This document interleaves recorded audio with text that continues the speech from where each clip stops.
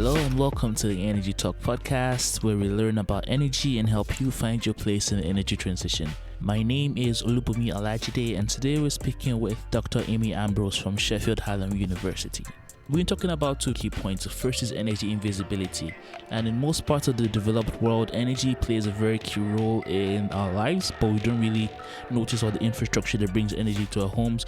Dr. Aimee's research helps people become more aware of that by looking at the past in the UK and focus specifically on the central heating systems and how that used to play a very critical part of people's lives and how that has adapted over the years and what it's going to mean for the next energy transition. Also about an exciting new project that her and her team have been building, which is called Walking with Energy, which you will learn more about throughout this episode, and there's also a link to sign up. So as this episode goes up, the first event they have is on the 25th of March, and it's open to public registration since it's an online event.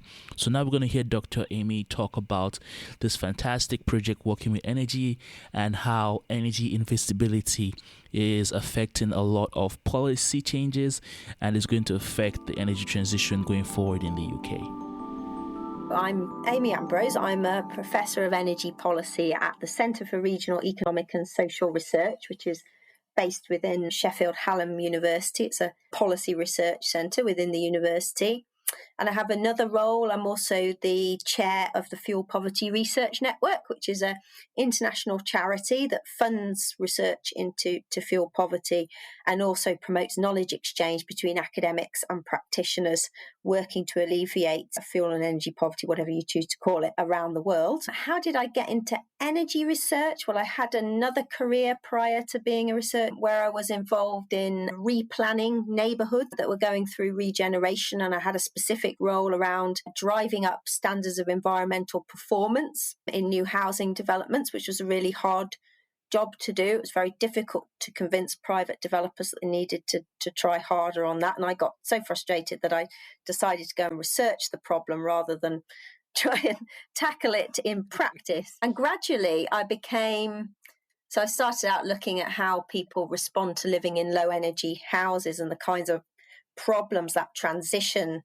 throws up for people, moving from probably quite an old low-tech house, if we're talking about the UK, to a very modern high-tech house. And then I became gradually more focused on how the particular energy systems within a property impacted on people's everyday lives. And that's how I got to where I am, I suppose. And this is actually very interesting because people's experiences with energy is something that is very often overlooked because people don't really notice how energy comes to their homes. It's usually a very straightforward process in most parts of the developed world.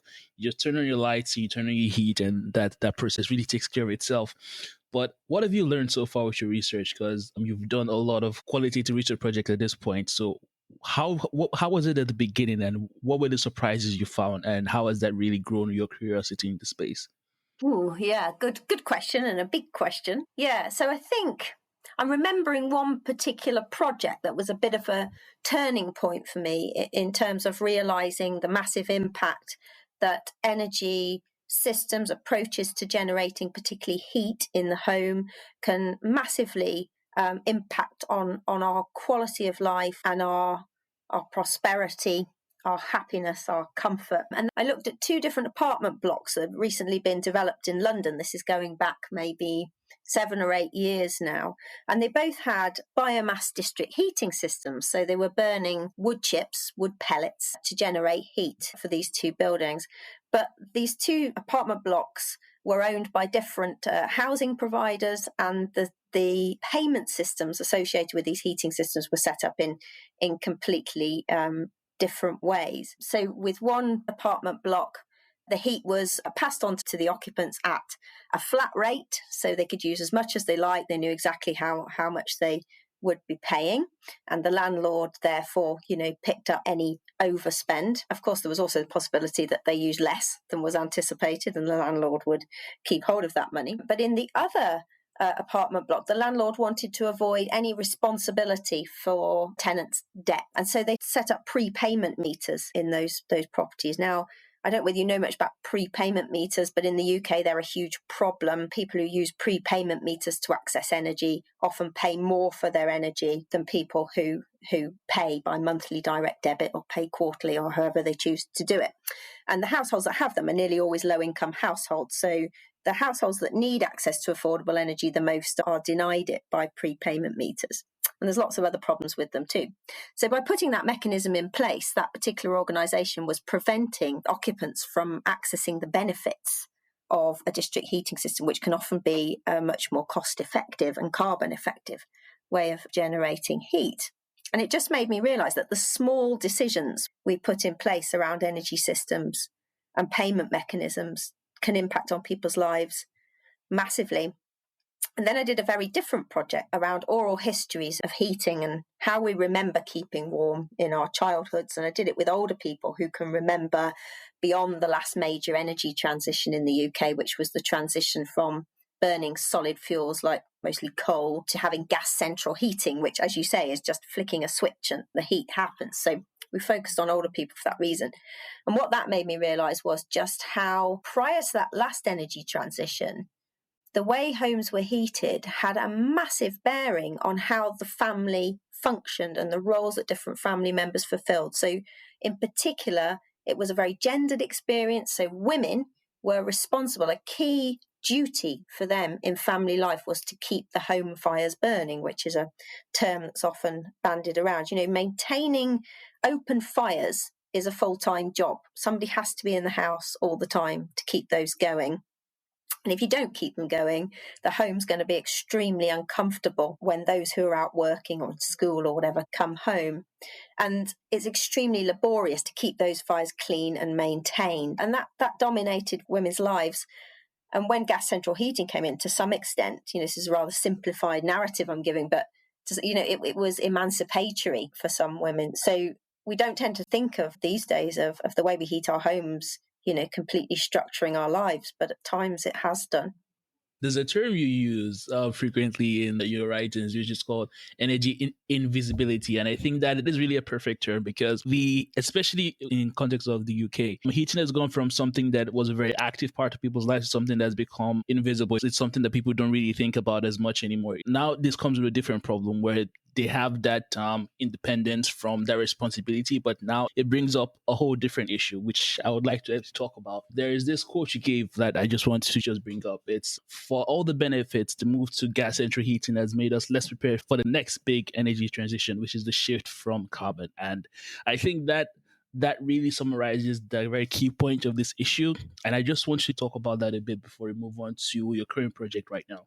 Yeah, absolutely. So, I didn't come up with the concept of energy invisibility. It's been talked about for a few years now, and it's been particularly talked about in relation to smart meters and the potential they offer for us to actually see what we're consuming again. I think, my research has found that in the days when we had coal fires in the UK, that budgeting of fuel and end use would be done by eye. You would look at how much coal you had left and work out when your next delivery was coming and ration it accordingly. And then we've moved to a situation where we just use and worry about it later, or a lot of people worry about it at the time as well. But often, until we had smart meters, things like that, how would you know how much you'd consumed until you had to pay for it?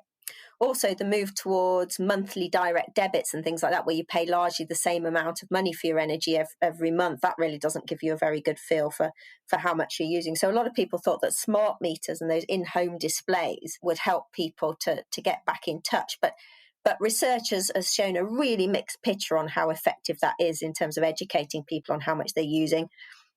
And it's also identified some really worrying trends that people who are already low users of energy are actually using things like in-home displays to ration their energy use much further, which is worrying because there are an awful lot of households that we actually need to find ways for them to use more heat and energy to have a better quality of life and to ensure they're healthy and socially included. So I've tried to move the debate about energy invisibility a bit further and to find other ways that we can reconnect with where our energy is coming from. So, that historic research that I talked about, there were communities in the coal fields of the UK, and I'm sure in other coalfield communities around the world, where the whole community was engaged in energy extraction.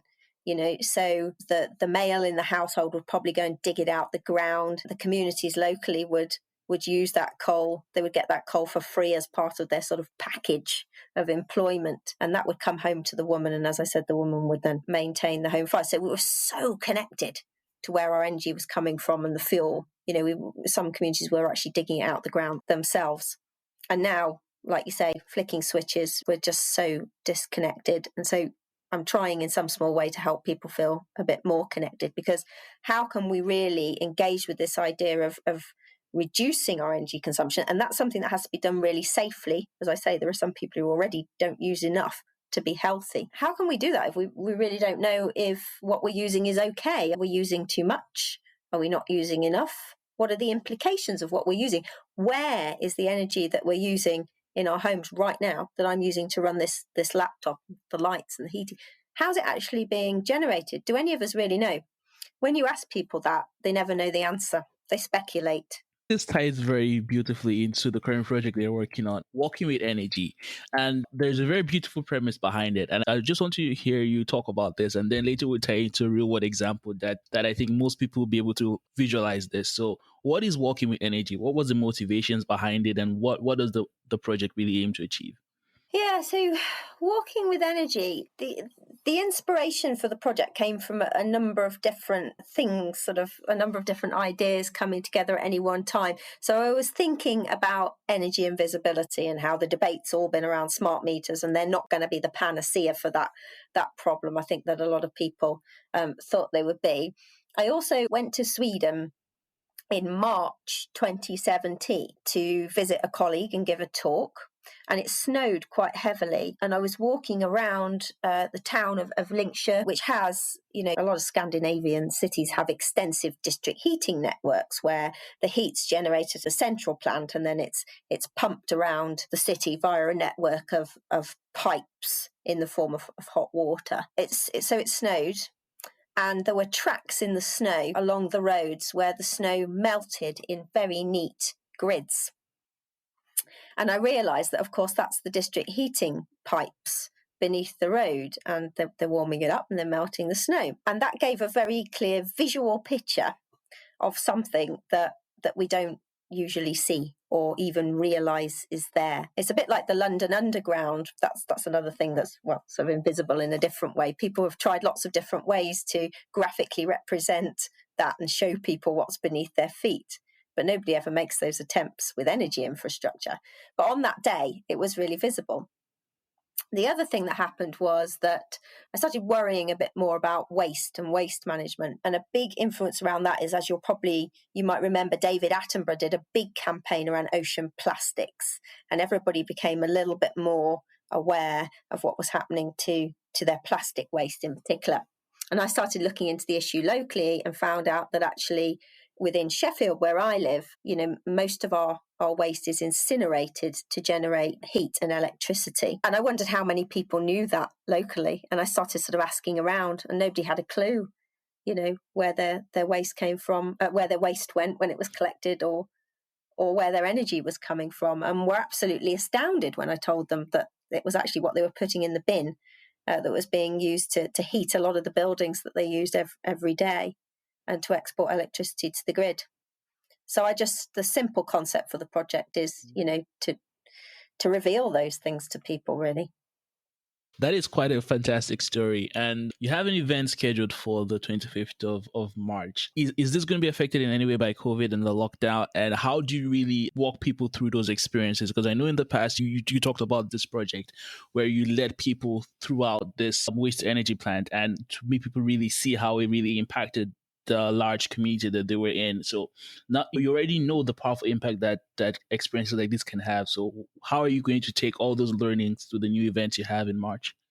Yeah, it's a very good question. So we did manage to run, I think, about 6 in-person events before COVID changed all of our lives. And sometimes those events were quite powerful for people. I remember particularly the very first event that we ran in Sheffield, where we took people around the energy from waste plant that I just mentioned. And it was really quite a profound experience for some people. They had no idea all this was going on.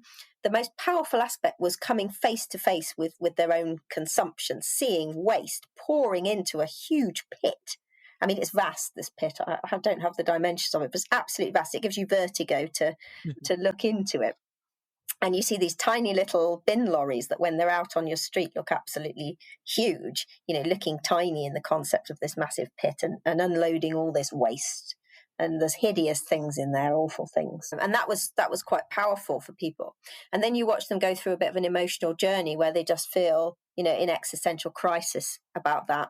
And then they see it being turned into something useful, and it kind of absolves them of some of that guilt, rightly or wrongly. So how do we recreate that in an online environment?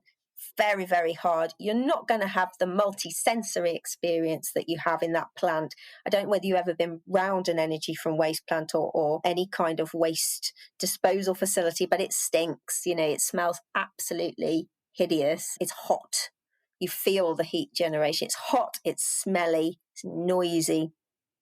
And that multi-sensory experience, I think, is quite powerful in helping people connect with the energy production process. Online, it's so difficult to recreate that. But the beauty of running online events is so many more people can take part.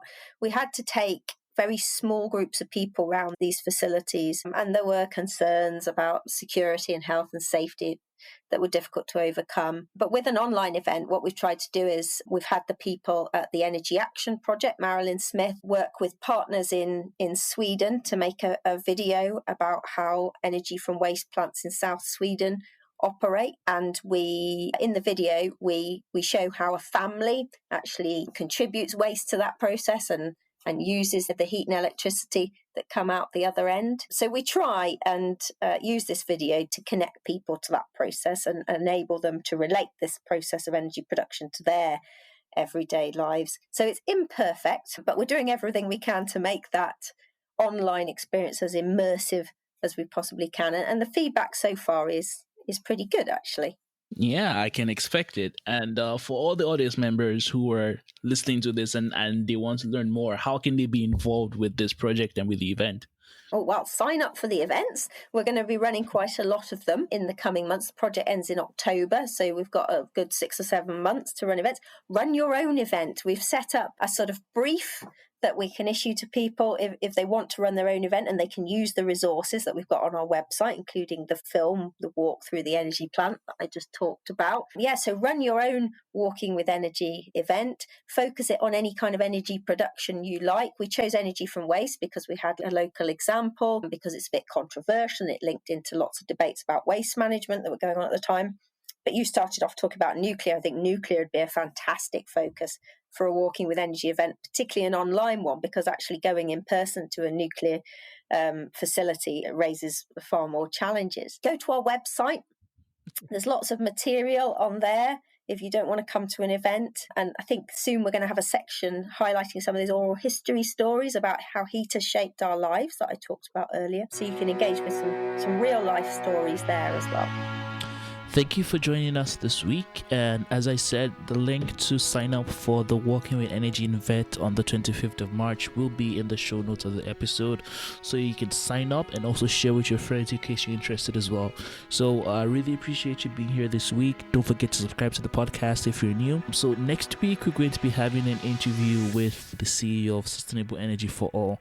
I'm extremely excited about that. And also to celebrate Women in Energy this month, we are going to have all female guests this month, even though our upload schedule for this month hasn't been the best. So I hope you forgive us for that and look forward to the next one. I hope you have a lovely day and we'll see you on the next episode. Bye bye now.